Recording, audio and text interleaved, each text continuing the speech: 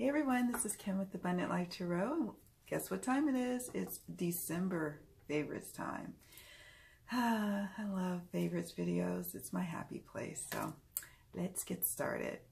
So I want to first discuss, let's discuss tarot first, shall we? So I actually played with a lot of different decks this month. In fact, this past month was the month that I really got to touch many of my decks, and I was very pleased. I mean, the truth is because I was doing the yearly tarot readings, the monthly tarot readings at the same time, my weeklies for my Oracle, and then client readings in between. So I got a chance to play with a lot of different decks. So it was kind of easy and then kind of hard to narrow it down, if that makes any sense, for what will make it to the December favorites. But there were some standouts, and yeah, there were some standouts. And the first standout is the Moonchild Tarot. So heavy. Love this deck. I was not expecting to love it so much like I do. I hate when I drop my cards. Because, well, I just didn't know if I was going to love the Star Child Tarot as much. And I don't own a Star Child Tarot, so it was nice that the Moonchild was something I fell in love with. Surprisingly enough. I'm one of those, when I get tarot decks, I don't always like the stationary person just sitting there looking at you, or sitting looking, just looking. I don't know why I have a problem with it, but for this deck, for some reason, I don't have a problem with it. Like the Good Tarot. I end up selling the Good Tarot because they had people staring at me. The pictures that I didn't mind was like the Buddha picture, because, well, I don't know, it's not a human staring back at me. It was something much more dynamic. Yeah, 6 of Pentacles with that one. And of course, it's not always the traditional depiction, like a Rider-Waite-Smith depiction. But for some reason, I can read with this deck with no problem intuitively. And the guidebook is wonderful. I mean, this is just wonderful craftsmanship right here. It's a matte box. I'm not going to go too far into this deck or any of the decks because I've done videos on them. And if I haven't done a video on these particular decks I'm showing today, some form or another, you will see a video, or I have already recorded, just have not published it. Here is the guidebook. I love this guidebook, by the way. It's a great guidebook. However, I do have the guidebook that is missing the Queen and King of Pentacles, which is a bummer. And I know some of you, or I think one or two of you, can't talk, had given me tips on how to remedy that situation. I just haven't had a chance to try to remedy the situation, or even see what I'm going to do about it. And maybe it might be too late. I don't know. I mean, I don't really consult the guidebook all that much anyway.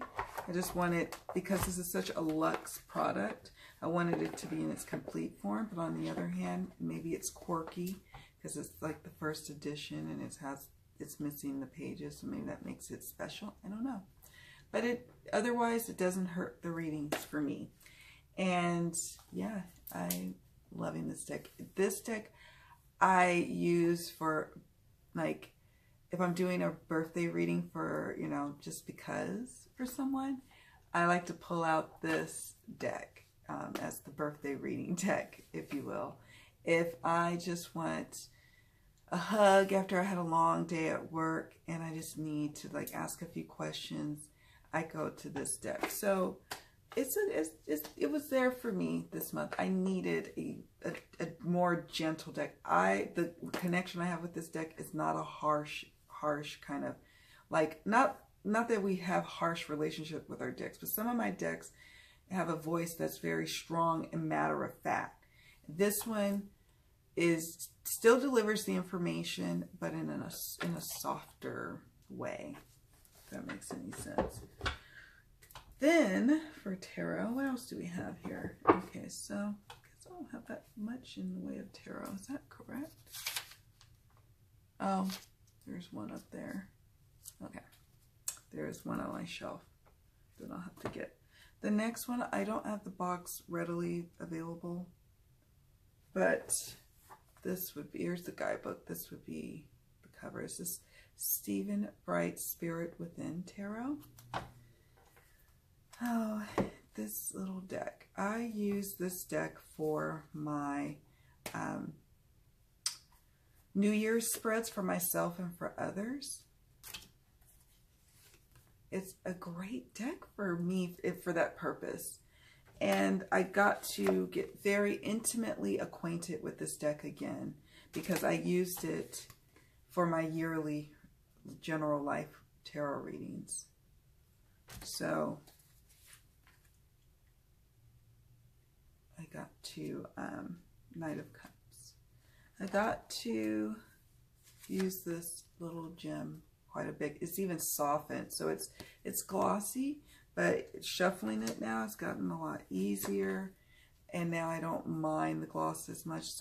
It is starting to peel a little bit, but it's not affecting the usability of the card. And I love that it's silhouettes. I don't know if I would normally go for a deck that's just silhouettes, but for some reason it just works. And it plays nicely with other decks, which is why it's great for a general reading spread. Like if you want to have an oracle to accompany this deck, it can do that. Here's the sun. It's a modern deck too. And sometimes you just want a modern deck. I have some decks that are period piece kind of decks, but I don't have those ancient tarot styles. It just doesn't resonate with me very much. At this point in my tarot journey, doesn't mean that that won't change. It could very well change, but so far it hasn't changed. But what has been consistent for me is where I gravitate towards more modern decks. And every now and then the romantic period piece. And again, that's the back, so you can do reversals. All right, and then the last one that's for sure for the month that I'm enjoying. Hold on one second. It's been so well loved, I have to put it in a little tarot bag. It is my Triple Goddess. It's a Los Scarabeo deck. I use this a lot. I mean a lot.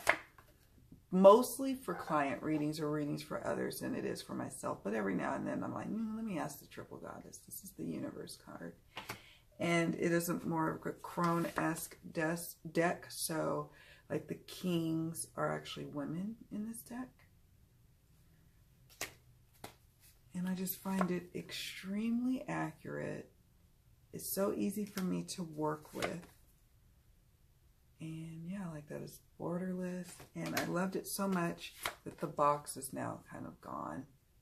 I normally am not that rough on my decks where I can keep them in their boxes, but not this one because I use it so much. So it's definitely a favorite of mine. Here's the Sun card. The Star.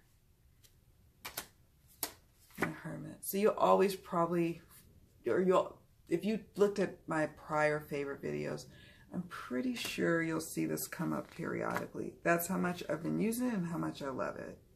Here is the Moon. And here's the 7 of Swords. Here's the 6 of Swords. I always judge a deck by its 6 of Swords. I really like this one. I was going to see if I could find a king. And it's not to say that they don't have males in this deck, because they do. Here's a Knight, Knight of Swords. Here's the Ace of Pentacles. And here is Strength. Oh, here is the King of Swords, but as you can see, it's a woman depicted, but I do like this King of Swords quite a bit. Here's Justice. So yeah, that's the Triple Goddess. I adore this deck so much. Like if something ever happened to it, God forbid, I would get another one, hands down. Here's a little white book. Without hesitation. I like the stock. I like the shuffleability of it. I like how easy it is to read with it. It is one of my favorites. And it is a mass-produced deck, so hey, there you go. And let's see, honorable mentions of tarot decks. Only because I've only had these for like a short while, very, very short while, that it doesn't warrant being a favorite, because the Moonchild, for example, and the three that I just mentioned are ones that I consulted and work with almost every day, or at least every other day of December. So that's why they're a favorite. These are because I got them in late December and I started playing with them nonstop. The first one being Tarot of Haunted House. And our lovely Amber from Amber in Wonderland inspired me to get this deck. Because we do share similar taste in decks. And I know that if she was digging this deck, and she always is singing the praises of it. And she had like a little, a situation that happened, like where she had to contact, I want to say Amazon? I'm not sure. The seller of sorts. I don't know if it was Amazon. I can't remember. But I was like, oh, she must really want this deck because she fought for that deck. So that must mean also something too. So all that to say, I ended up getting it as one of my Christmas presents. I was very happy about that. And I love it. It's borderless. It's low Scarabeo, so I love the way it shuffles. I find that the low Scarabeo decks that are in the tuck boxes are my more favorite deck, or the types of low Scarabeo decks. I'm not so much a fan of the stock of like the Santa Muerte Tarot or the Thelema. I'm probably mispronouncing both of them. The Thelema Tarot. I love that. That is the Knight of Cups. I'm probably messing those names up. This is what, Nine of Wands. Oh, gorgeous. There's a labyrinth right there. Oh. Anyways, I lost my train of thought because my dog is barking. But yeah, oh, that's what I was saying. The stock, it's too thick. I know some people prefer to have like a thicker cardstock for lasting, like a lasting card situation. I don't need them to last that long. If I want my decks to last a long time, but not at the price of shuffleability. That's how I feel. This is temperance. That's how I feel about it. Weird, I know, but I just love riffle shuffling. This is the Hanged Man or Hanged Skeleton. Here's, oh, so beautiful, Knight of Wands. I really like this deck. It's super accurate. Here's Ace of Cups. And just a dream to read with. I like there's a story weaved into the card meanings. I think the name of the heroine is Raven Wandsworth, the protagonist. So she's the lady on the cover. And I did do an unboxing, so you can check that out as well. I won't keep going. I could go all day with this deck. But I've had a few readings with it so far. Not many, obviously, because, well, I haven't yet. But I would say at least maybe 4 readings. And it's been about 5 days since I've had this deck. And I like it. Okay, so that's the first honorable mention. The second one is the Dreamkeepers Tarot. Oh, I did an unboxing of this one as well. I got this one a few days before Christmas. It's by Liz Houston. And did I not say Sasha Graham and Mirko Pierdervici? I cannot pronounce that. And this is Daniel Noel. And I don't have, and I mentioned Stephen Bright. I don't have, oh wait, no. I want to do everyone justice. It says I'm reading off all the names here. Does it say? Collection edited by Pietro Eliga. Oh, here we go. Jamie Elford is the deck creator, and artwork by Franco Rivoli. Okay, cool. Oops. Dropping cards, doing too much. All right. So the Dreamkeepers Tarot. I'm not going to go too much into this because I did do an unboxing of this deck as well. There is a little pamphlet. So I won't go into all the cards. I have to try to contain myself and keep these videos shorter. That's the aim here. The deck creator signed this card. I opted not to get the book. There's a beautiful book that comes with this deck, but I'm short on space right now. I'm really actually trying to make sure I minimize the books that are coming into my house. I have a lot of books. My husband and I collect books, as well as me collecting decks and crystals. So as you can understand, I don't have a lot of room anymore for guidebooks, but it's gorgeous nevertheless. And so I didn't get this deck during the Kickstarter. I ordered it and it came really fast because the deck creator is in the same state as myself. She's in Southern California, I'm in Northern California. So it was fast shipping. Love, love, love. I had this deck, I received this deck earlier. A couple of weeks? No, it couldn't have been that. I don't know. Not too much longer than the Haunted Tarot. That's the Ten of Swords. And I was playing with this one, and I love it. I play with it with the Oracle of Mystical Moments, and they talk really well with one another. And I was having a hard time connecting with the Oracle of Mystical Moments. I wish I had it down here, but it's upstairs.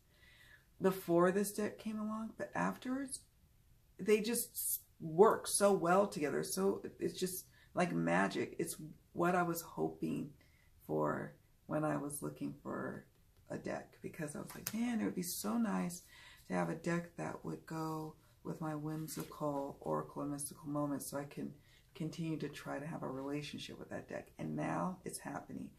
I love the two of them together. And I think I will be doing a tarot combos video of the two.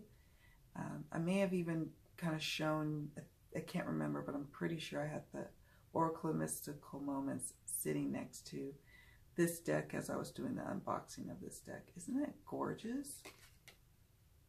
Here's the Nine of Cups. So, won't keep going there because I did a full unboxing of this gorgeous deck.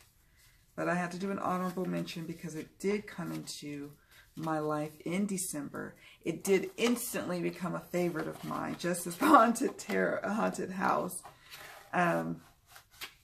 So I had to talk about it because it just makes me happy going through these cards. And I'm now, I'm adding to my collection, but I have only have a few out there that's pre-ordered. There's Avalon's Bone Stone deck that, it'll be created when it's created. There is there's Chris Ann's decks. I did do the Kickstarter for both of the decks, so there's 3 tarot decks I'm anticipating. So now that I've gotten this tarot deck frenzy out of myself, with the 78 Tarot, the Haunted House one, and the Dreamkeepers, I'm cool on tarot. I will get my fills when those other pre-orders come through. There's a couple of oracles I'm going to check out, but I'm going to try to wait until they come out and I see what other people's videos are telling me. That would be, let me think, that would be, what can I think of that? It's like a crystal one. There's a crystal one. Colette Baron Reed has a crystal one I'm curious about later in the year. She has a goddess one. Colette Baron Reed has a goddess one coming out, but I'll be honest, I'm not really feeling goddess decks. I'm so particular sometimes. Sometimes I'm not particular at all, and other times I'm like picky as hell. Like, I'm like, I don't want an angel deck. I don't want a full-on animal tarot. I don't want a full-on Goddess Oracle again. I have one Goddess Oracle. It was Doreen Virtues, and maybe that turned me off. And I was just like, no, and I still, don't get me wrong, that particular deck of Doreen Virtues that I'm thinking of is not a bad deck. It resonated with me. I enjoyed it. I'm just kind of goddessed out. Not goddess out in the great sense of goddess energy and all of us being little goddesses here. No, I'm talking about goddess decks. That's all. That's my little soapbox. All right, so let's go on into oracles. I hope I did. Okay, so here's the Earthbound Oracle. I don't have the box. I think I just keep it in a little black bag. Oh, it's Lunar. I had not been using this deck for a little while. And then during my readings, my yearlies or whatever, I rediscovered it, and I was like, yeah, I like this deck. And I'm happy to have it in my collection. That's what I was saying. I'm in a happy place with my collection now. I got rid of, and I probably have like maybe 2 or 3 that I could either donate, sell, or give away that I'm like, you're not quite fitting with the collection. But for the most part, I feel really good, happy, and just pleased with the decks in on my shelves. Very, very happy. I think I was starting to get a little dissatisfied with them because I was starting to have more decks that wasn't really resonating with me and actually started to kind of make me feel a little towards tarot. And then when I eliminated them, it just like, oh, I fell all in love again with the decks I own. And then it made room for decks that I adore coming into. Because, you know, we evolve as collectors and as people, and our tastes evolve as well in some cases. And so it's nice to just make room for and let go of what no longer is really resonating with us, so we can make room for what does resonate, so we can have a little sweeter life. So yeah, that's the Earthbound Oracle. I have to mention this one. This is the Queen of the Moon Oracle by Stacey DeMarco. And I'm sorry, I don't have the creator of the Earthbound Oracle, but it is an indie oracle deck, and it's the Wooden Tarot, I think, is the same creator, I believe. I don't have that tarot deck. But let's talk about the Queen of the Moon. I've been using this deck non-stop in personal readings as well as readings for others. And I love it. I did a video for this deck, so check that out. It's got me so inspired. Every time I pull a card from this is a Rockpool Publishing deck, by the way. And I love the smaller size. I just love everything about this deck. And it's so accurate. It's so good. The guidebook is good too. I enjoy it, but you don't even really need it. It's a really cool deck. I'm not going to keep going and gushing over it, but love it. It inspired me to really explore working with moon energies in 2019, which we'll talk a little bit more about in just a moment. Let's see. Make sure I covered it. Oh, no, I didn't. A couple more decks. Okay, some honorable mentions. Here's the Work Your Light Oracle. Now, naturally, because I was working with the Moonchild, I was also working with Rebecca Campbell's Work Your Light Oracle, and Danielle Knoll was the who did the artwork for this deck. Hay House, and I think Hay House did an excellent job. Matte, not as lush as the Moonchild, but certainly a great quality nevertheless. And I love this deck. Boundaries. I love a good boundaries card. Everybody needs them. And it's just so gorgeous. It appeals to that air energy in me. And I don't want too much air energy. That's what I was afraid of with the Star Child. But this is just amazing. And obviously it plays nicely with the Moonchild Tarot for me. There's protection. It's a good guidebook as well. I was like, I knew I was going to like the artwork, but I didn't know how well it would work as an oracle. And it works well. It works well on its own as well as readings with other decks.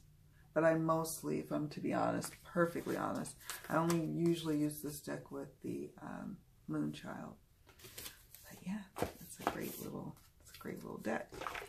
And then, last but not least, well, there's kind of actually one more oracle to talk about, but it's in conjunction with something else. This is Healers of the Earth Oracle, and it came with this cool bag. And I don't have the guidebook, it's upstairs. I ordered it from Etsy, and I recorded an unboxing, I just haven't published it yet. And I've had it for a little while now. I don't know how long I've had it, but I haven't published the unboxing, so I'm not going to go through all of the cards. This is just more of, yeah, I was using this quite a bit. It's a favorite, but you'll get more of a taste of it in my unboxing.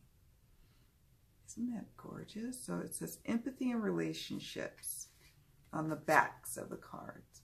And so each of them, there's like suits, if you will. There's purification and release. And I mentioned empathy and relationships, industry and technology. So there's a system that you can use with the back of the deck as well as the front. It's like tarot size, it's gilded in silver, and it shuffles like a dream. And I adore it. I end up selling, and I think I mentioned this in another video, my Colette Baron Reid's Wisdom of the Oracle. Even though I really resonate with that artwork style, I just wasn't, the readings I was getting just wasn't, I just can't even say it wasn't working. The deck and I weren't really connecting. And then I started seeing people with the deck all over again.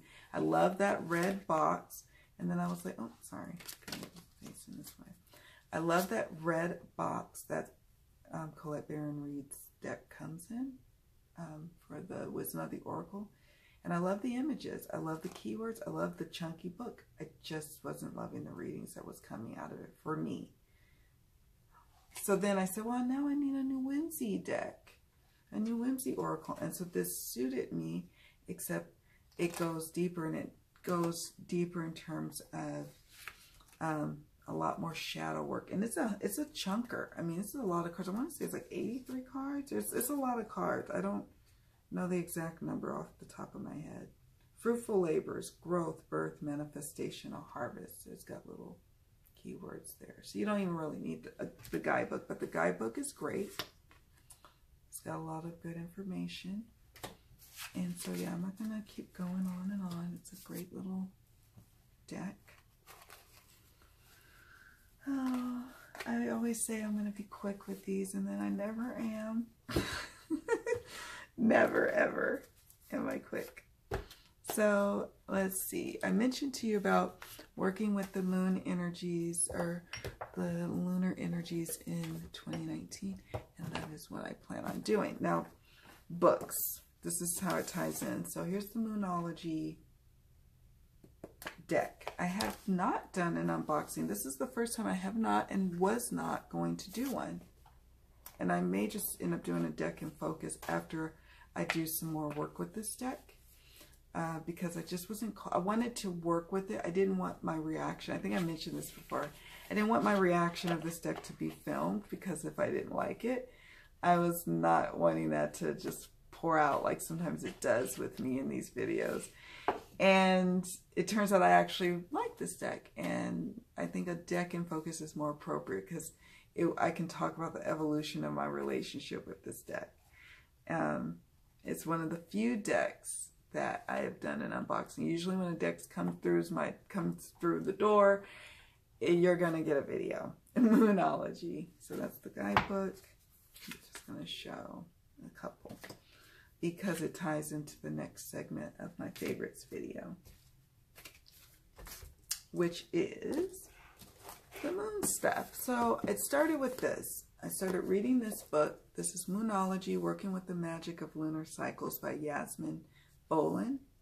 And I started reading this book and enjoying it quite a bit, actually. I still got to finish it. But yeah, that inspired me to work with this and work with this deck. And then I couldn't get enough of the moon experience. So then for Christmas, my mom, she went on my Amazon wish list, and this book was on here, the Moon Sign book.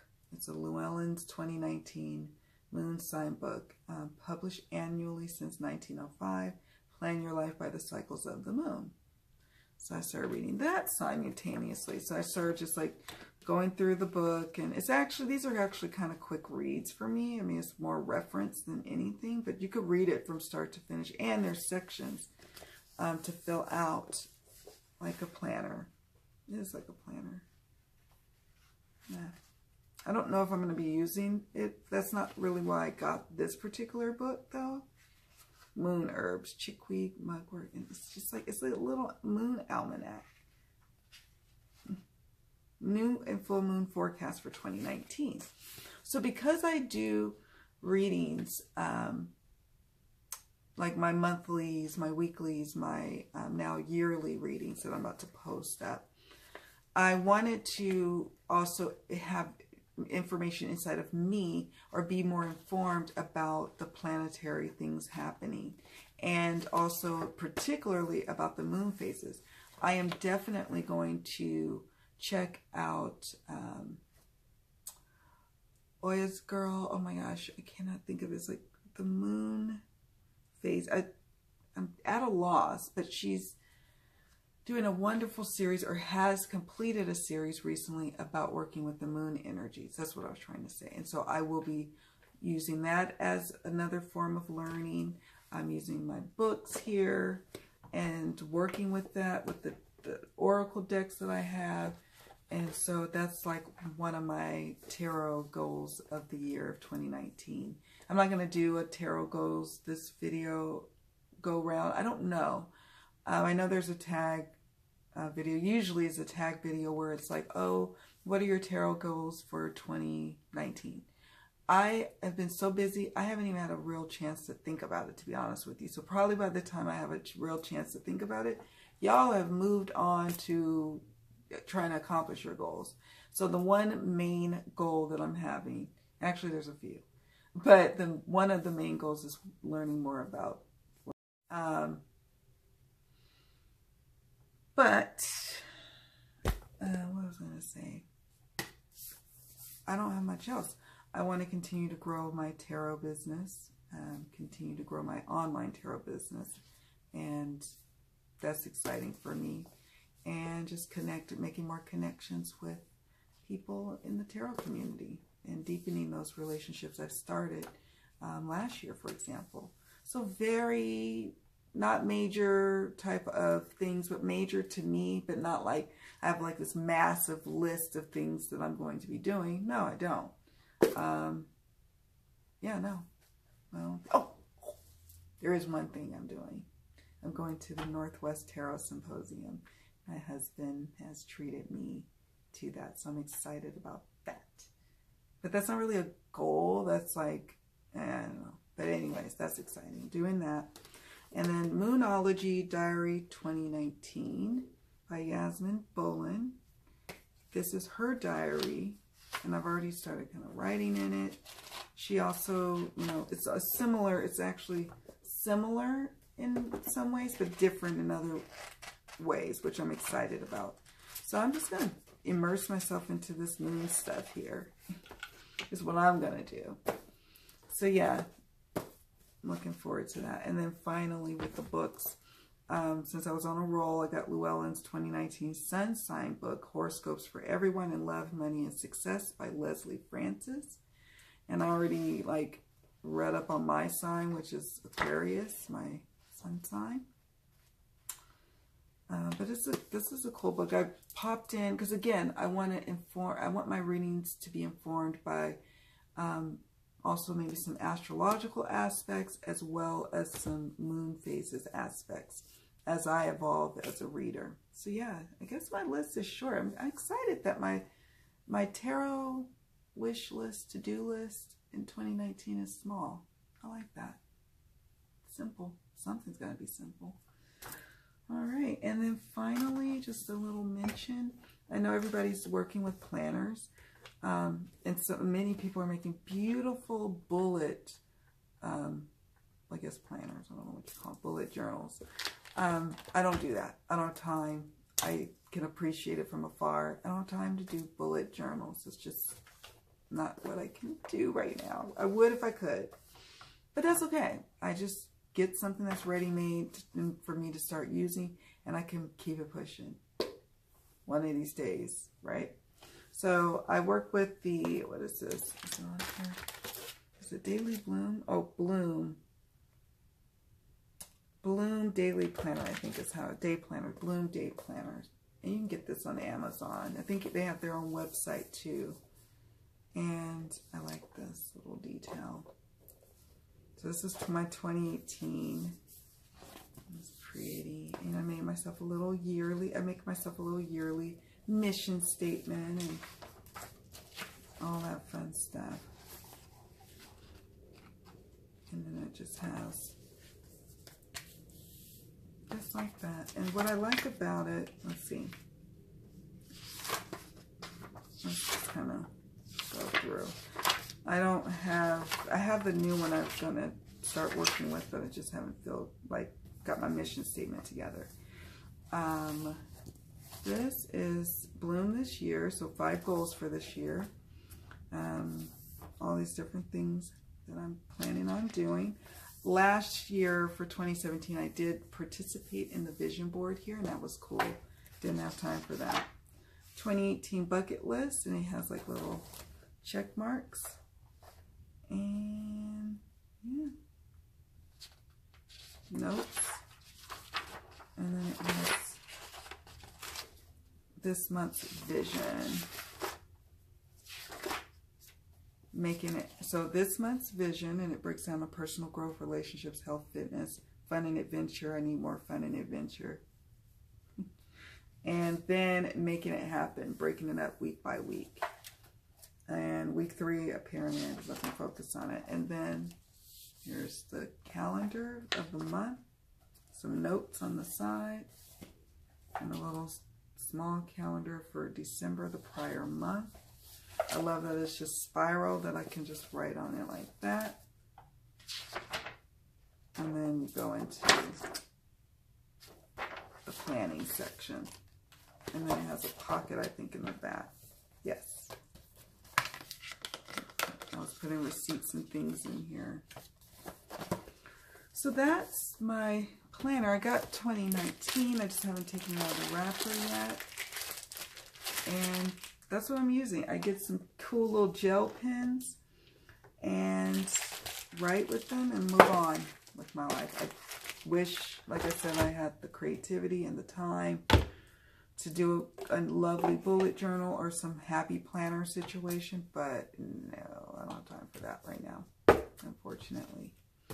So that's that, you guys. What's been up with you? I had a lot, apparently. A lot that I had to cram in. You probably have to break this video up in like 3 little sections, right? But yeah, let me know how you're doing. Let me know how your December was. And have you worked with any of these books or decks? Yeah, we got a lot to chat about. All right, guys. Thank you so much for watching. I'll see you all in the next video. Bye.